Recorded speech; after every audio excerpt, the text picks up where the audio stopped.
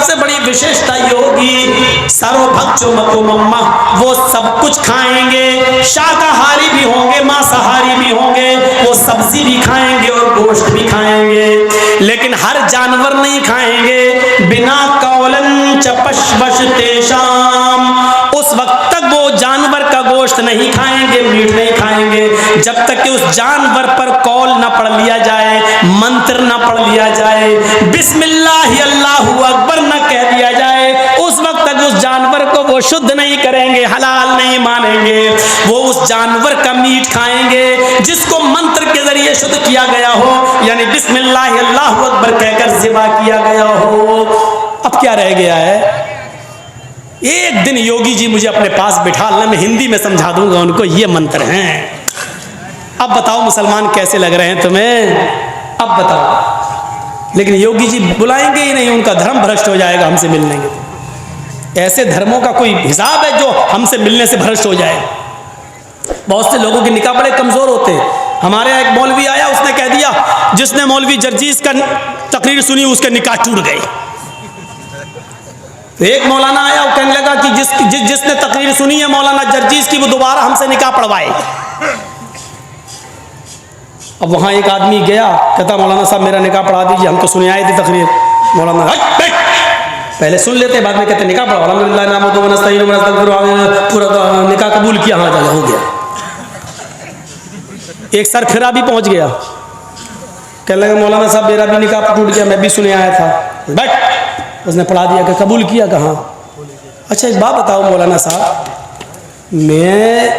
मैंने तकरीर तो बहुत पहले सुनी थी मौलाना जर्जीस की, 3-4 साल पहले। निकाह आपने आज पढ़ाया है, तो बीवी आज ना हलाल हुई कहाँ? और इससे पहले जो हम अपनी बीवी से मिल चुके और 2 बच्चे पैदा हो गए, वो बच्चे हलाल हैं कि हरामी? कमीना कहीं का, आ गया मेरे इम्तहान में, उसको भगा दिया। अरे उसका जवाब दो ना, वो बच्चे हलाल हैं कि हरामी? एक ने तो बड़ी अजीब बात कह दी, बड़ी अजीब। एक आदमी वो कहने लगा कि तुम अपनी बीवी का हलाला करो। फिर मौलाना जर्जीस की तकरीर सुन के आए,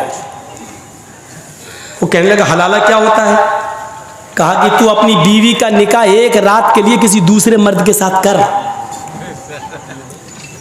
फिर वो तलाक देगा सुबह होकर, फिर 3-4 महीने के बाद इद्दत पूरी करने के बाद फिर तुम उससे निकाह कर लेना, तुम्हारे लिए हलाल हो जाएगी। वो कहने लगा साहब मेरी बीवी तो नहीं मानेगी, वो तो पक्की वहाबी है, अहले हदीस घर की है। अच्छा, और फिर ऐसा आदमी मिलेगा कौन मौलाना साहब? मान लो हो सकता है निकाह कर ले, कल तलाक ना दे तो मौलाना पगड़ी वाले थे, कहने लगे अगर शक है कि तलाक नहीं देगा तो घबराओ नहीं, मेरे साथ कर दो आज की रात निकाह, मैं तो सुबह जाऊंगा, कल तलाक दे दूंगा मैं। अब इसकी खोपड़ी तो भ्रष्ट थी, हाँ इनसे ज़्यादा ईमानदार कौन मिलेगा, सबके सामने वादा कर रहा है, चलो इन्हीं से कर देते निकाह। अब औरत तो भाई अहले हदीस घर में आया, कहने लगा मौलाना साहब अपनी बीवी से कि तुम्हें हलाला कराना पड़ेगा। वो जानती सब थी, मेरी तकरीरें सुनती है तो वो जानेगी नहीं। कहती हलाला क्या होता है? क्या तुम्हें एक रात के लिए दूसरे मौलवी से निकाह करना पड़ेगा, दूसरे से निकाह करना पड़ेगा। क्या शर्म नहीं आती तुम्हें? बीवी हूँ आपकी, हैं? मरते अब कब्र की मिट्टी देखना पसंद कर लूंगी, दूसरे मर्द का चेहरा नहीं, और तुम कैसे हो एक रात के लिए दूसरे के पास भेज रहे हो?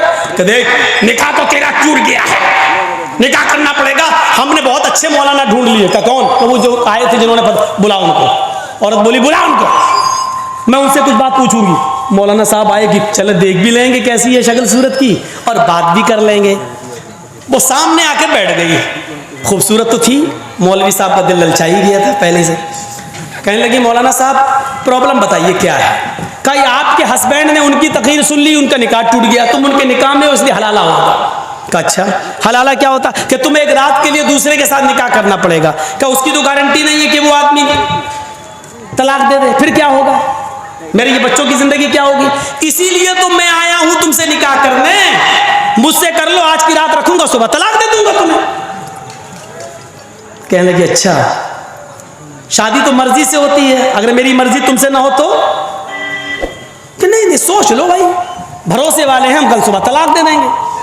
कहती है मौलवी सन, अब क्या तकरीर किसने सुनी? कहा तुम्हारे शौहर ने।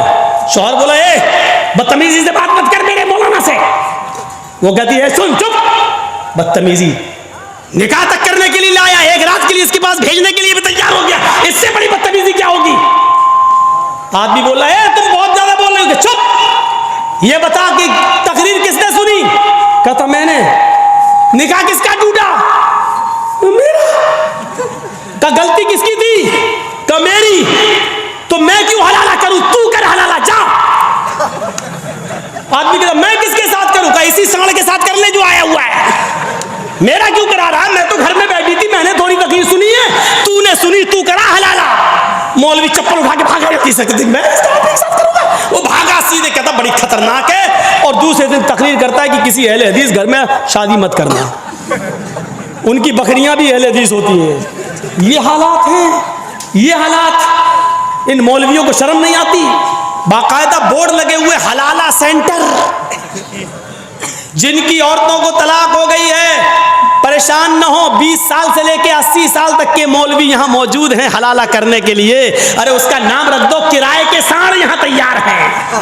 ये किराए के सांड है, इसका नाम होना चाहिए हरामा सेंटर, नाम रखा गया हलाला सेंटर। शर्म आनी चाहिए, शर्म। मेरे भाइयों, बातें जज्बाती भी हो गई, कुछ तौहीद पर हुई, कुछ रिसालत पर हुई। कल भी मेरा प्रोग्राम है, 1:30 बजने वाला है। 11:25 से मैंने बोलना शुरू किया, 11 और 1:25 हो गया।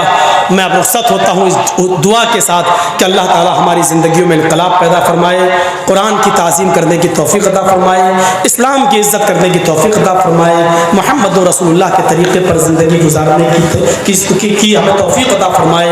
बारिल्लाह जब तक तो हमें ज़िंदा रख, इस्लाम पर ज़िंदा रखना, हमारा जब ख़ात्मा हो तो ईमान पर हमारा ख़ात्मा फरमाना।